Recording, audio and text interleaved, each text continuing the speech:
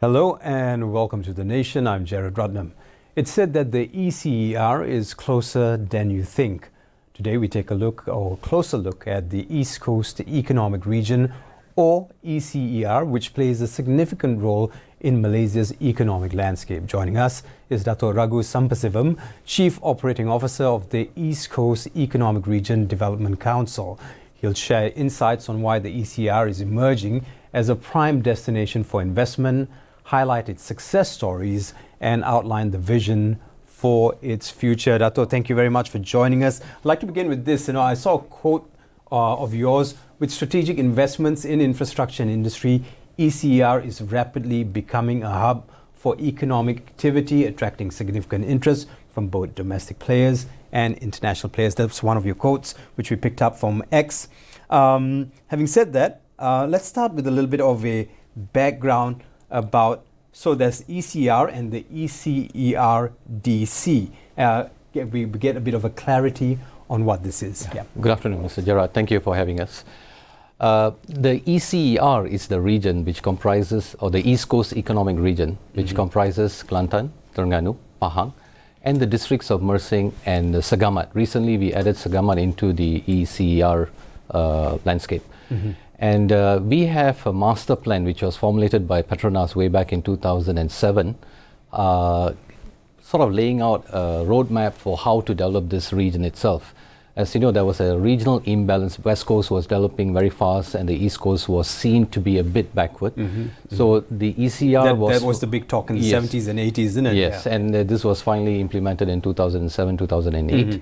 And ECERDC, the Development Council itself, was entrusted to carry out the master plans, the projects and programs in the master plan. So we are the people who actually do the work on the ground to realize the master plan itself. Right. So, I mean, in a nutshell, it aims to bridge the development gap between the east and west coasts of Peninsular Malaysia. And from its inception, 2007, and 2007, 2008, up until now, tell us about that journey and how that journey's been.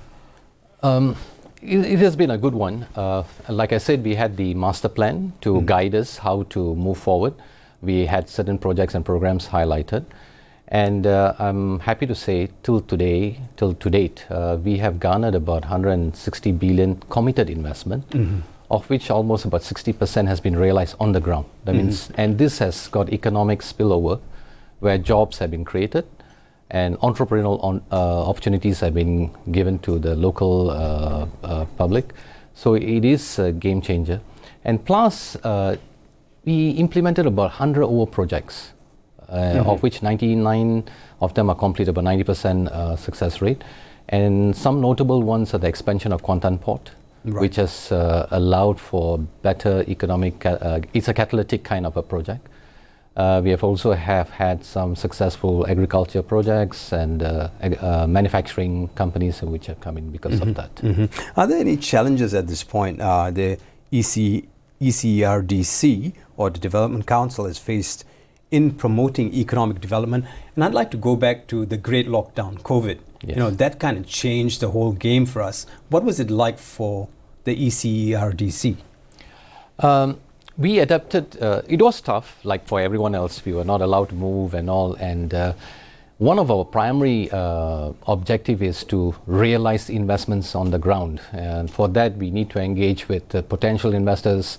And they come from all over the world, and mostly from China, Korea, Japan.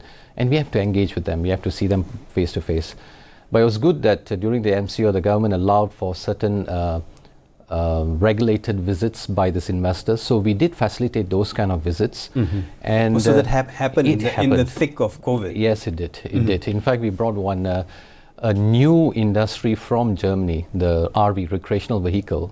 We brought the CIVD, or the society which leads that whole industry, to Kuala Lumpur during the lockdown, post, when the relaxed lockdown period. And we had a delegation, about 15 of them down, and we took them to the sites and showed them what exactly are the opportunities in the East Coast itself. Right. I think the bigger question is why should investors consider the ECER as a prime destination, of course, for investment? And what are its competitive advantages if you compare it to other regions in Malaysia? Okay. People all know about the West Coast. I mean, Penang with its E&E, Selangor, KL, we don't have to say, it's one of the primary growth areas, and Johor now is coming up. All these areas are matured industrial areas or financial areas. Now the East Coast is up and coming. It's a bit of a green field. It has been primarily been an agrarian society, but of course oil and gas over since 1970s, 80s, it has been picking up, and you have the Gebeng area and the Kemaman area which focuses on oil and gas. And because it's sort of a green field area, the cost of land, the cost of workers and all are much more competitive. Cost of living is much more competitive or lesser than the West Coast itself. So that is one comparative advantage of going to the East Coast.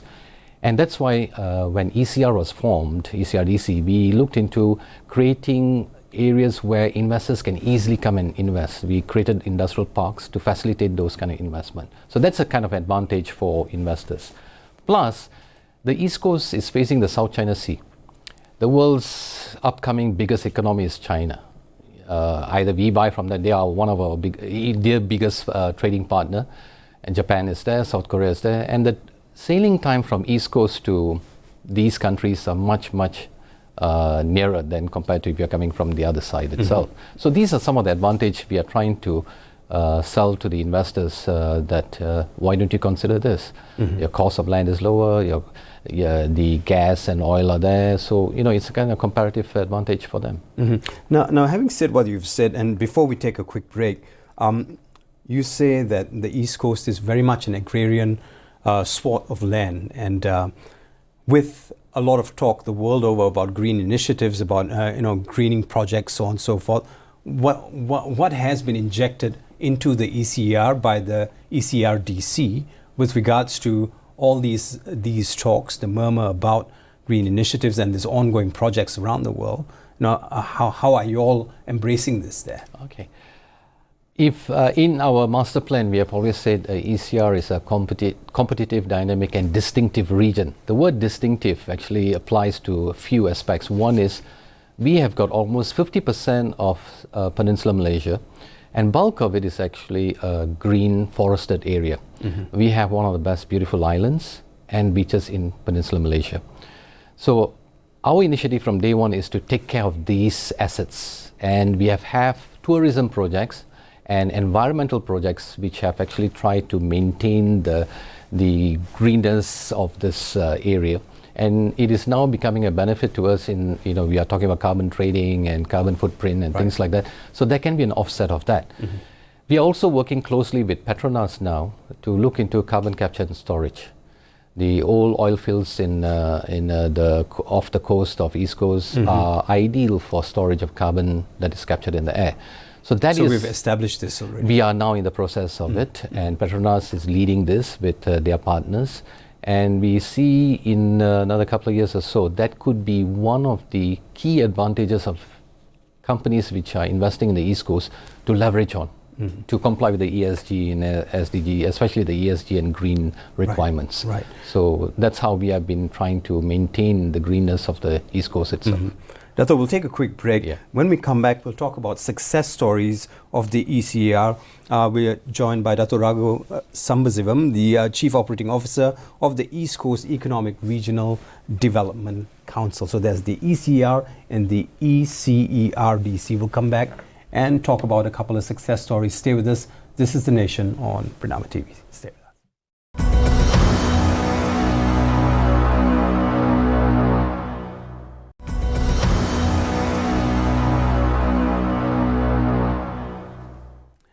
Welcome back to The Nation on Bernama TV. We're currently speaking to Dato RAGU SAMPASIVAM, the Chief Operating Officer of the East Coast Economic Region Development Council.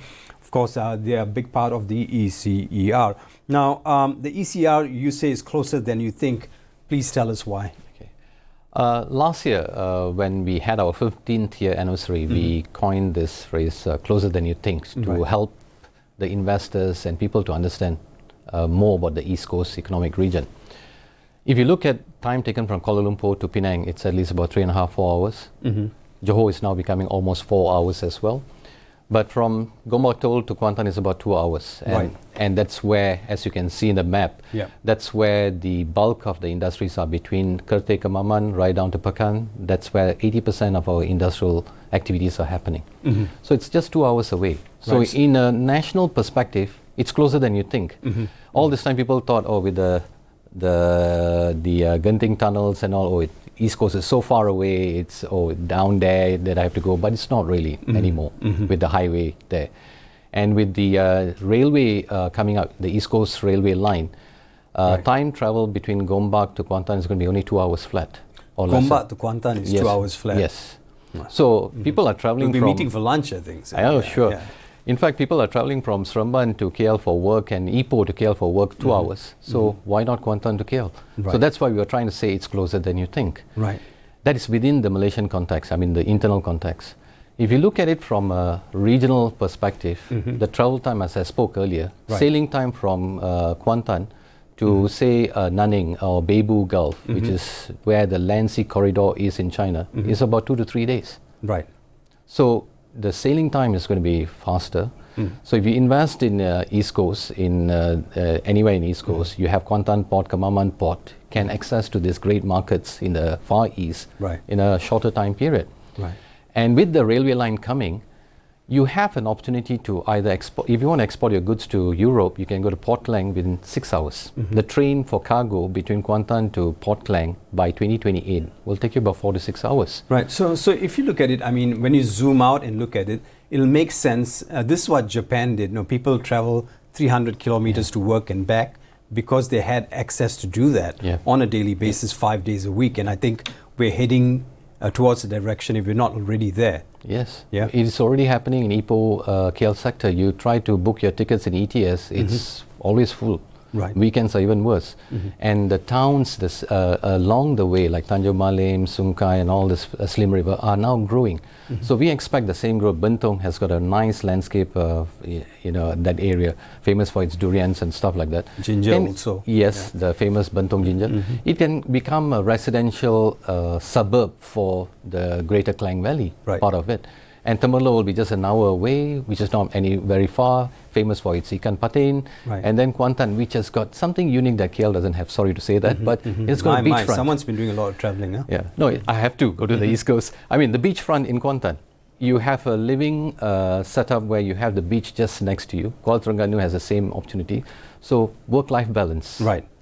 So we've got a lot more to talk about. Very quickly, let's move into success stories. And we want to what we want to do today is sell. We want to talk about Spark 2024. We're going to get to that shortly. But tell us a little bit of a success story with regards to the ECER, especially with initiatives like the Malaysia-China Kuantan Industrial Park or the MCKIP, another acronym for you. Yes. Okay, the MCKIP is one of the first, in fact, the only one, which is a national level industrial park where Malaysia and China have got its twin parks. They have it in Qinzhou in southern China, and then we have it in Kuantan area. To date, it has attracted more than 20 billion worth of committed investments, of which about 10 is on the ground now. You have the biggest steel mill there, Alliance Steel, which is expanding to phase 2 and phase 3 now. And they have themselves are going to invest about 10 B ringgit. So that is one of our success stories. And recently with this China Plus One strategy, there are more Chinese companies getting interested in moving the operations from China to Malaysia. And Kuantan is attractive, like I said, because of this twin park arrangements. So that is on the manufacturing side in Kuantan. The Kerteh Biopolymer Park, that is another success story. Because we have about 5 billion of investment. We got a French company there, we got a Korean company there, which set up the first biomethanine plant there, which is a feedstock for animal feeds and stuff like that. And we have now got other companies interested. We got Encompass doing gloves there, and other investors are coming in. So that's a very successful park that we have as well. Now, besides manufacturing, your farm fresh milk that you see in your supermarket stores is actually a project in ECER in Muazzam Shah. So they are one of the biggest local fresh milk producers and milk products. I have the ECER in my fridge at home. Oh, that's good. That's great to know. And the pineapple, Rompine, it's actually produced also in Rompine area, was a project that initiated by us. Because we had this arrangement where we sort of prepare the ground for investors to come in and put in their equipments and their plants and whatever to start their project. And these are two successful stories I can talk to you about. Yeah. Now, I guess the big thing here is investment opportunities. We're always looking for people to come in. It must be favorable for people to come in. And I think there are many stakeholders here that need to come together in order to make this happen. So saying with the good work you're doing, most of us on social media need to be a bit more responsible about the way we speak, because we speak as a collective, as a country, and that's being read by people who want to invest into the country. Now, having said that, when you talk about investment opportunities, what is there if I want to invest in this country? If I want to come here, I want to set up shop here, what is there for us? Whatever said and done, we are quite a stable country. A lot has been debated, but we got a very good education system. We got good, talented workers, and the government of the day, or the government, is pushing for investment, and we have facilitated that through many ways. Like the ECRL is one way of easing the logistics. We got ready-made industrial parks, which the federal government is putting money in, so that investors don't have to look for a land and then start building up from scratch. So everything is there. The utilities are there. They just have to, we call it plug and play. That means you come and build your factory, plug into the water system, the electricity system, and start operating. There you go. So we are facilitating that. We also have incentives, financial incentives, where we provide companies with some tax reliefs, and for the East Coast we have our own tax packages that allows investors to have income tax reliefs and things like that. Now, with Spark 2024, of course you can tell us a little bit more about that. How does ECDRC plan to leverage this event to attract those of us who are interested? Okay. Spark was a brilliant move by Selangor, I must say. They brought all the industrial parks in Malaysia, not just in Selangor, under one roof for investors from all over the world to have a look at it. And we took that opportunity to present our case, the ECR's case, which was closer than you think, but more so on the impact that the East Coast rail line will have for the investors in the East Coast. We had a panel session where we brought together the two state governments, SCDC from Invest Selangor, PKNP from Pahang, the two ports, Kuantan Port and North Port, representing the Port Klang area, and the person who's going to connect all of them, which is MRL, who's constructing the ECRL. And the story, I say, closer than you think to the world out there. Right. And since Selangor is now going into the high tech and high industry, we are trying to say, the hard to abate industries can move to the East Coast. We are having the carbon capture services there. So you can still have your industries in the East Coast, yet have access to the Kuantan Port through ECRL, Port Klang through ECRL, for the Indian and European market. India is a growing market as well, or to the Chinese and Korean and Japanese market. Right. So we took that opportunity to tell that this is coming on board in 2027. That's when MRL is going to operate the ECRL. Right. So it's just right now, 2024, you start your factory and go into production only takes about 2 years. When the rail is rolling out, you can roll with them to either send it through Port Klang or Kuantan Port. The world is at your feet. The world is at your feet. Yeah. On that note, we're going to take another break. When we come back, we're going to take a look at specific investment opportunities within the ECER, such as infrastructure and industrial development, and of course, future outlook. In Q4 this year, what do you want to see happen, or what are the deliverables which is in your hand right now that has to come to life by the end of the year? We'll come back with that right here on The Nation. We're currently speaking to the Chief Operating Officer of the East Coast Economic Region Development Council, DATO RAGU, SAMPASIVAM. Stay with us.